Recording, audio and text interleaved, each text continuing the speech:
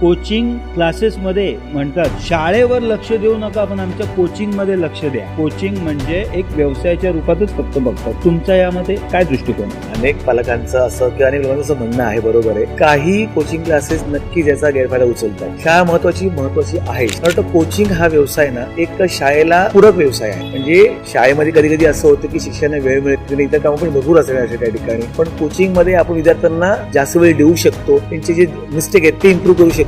शाळा महत्वाची आहेत, पण शिक्षणाला एवढा वेळ मिळत नसेल तर त्याला कोचिंग हा पर्याय असू शकत नाही. हा आपला पूरक व्यवसाय आहे. शाळा आणि कोचिंग हे जर दोघांनी व्यवस्थित काम केलं ना, मला वाटतं विद्यार्थी उत्तम मिळायला मदत त्या ठिकाणी होऊ शकेल. तर काही ठिकाणी कोचिंग व्यवसाय केला जातो. मला वाटतं असं खूप असे चांगले शिक्षक आहेत. आपण अनेक युट्यूबवर शिक्षक बघतो की ते उत्तम शिकवतात आणि कमी पैसे घेऊन शिकवतात. आधी माझ्या ओळखीचे अनेक शिक्षक आहेत जे मुलांना दरवर्षी काही मुलांना फ्री शिकवतात, ज्यांना गरज आहे, जी गरजू मुलं आहेत त्या ठिकाणी. मला असं वाटत नाही की हे फक्त लुटायला बसलेले आहेत, अशा भाग बिलकुल नाही. ज्या विद्यार्थ्यांना स्पर्धामध्ये टिकायचं असेल, काही मोठं साध्य करायचं असेल, त्यामुळे कोचिंग क्लासेस हा व्यवसाय न करता आपली सामाजिक बांधिलकी आहे. या न्यायाने जर आपण गेलो तर मला वाटतं अनेक चांगले विद्यार्थी घडतील. समाजाची गरज आहे. शाळा सोबत कोचिंग जर आपण दिलं तर विद्यार्थ्यांना मदत होणार आहे. बाकी मोठा इश्यू काही आहे असं मला वाटतं त्या ठिकाणी नाही. ते कोचिंग थोडं गरज लागते.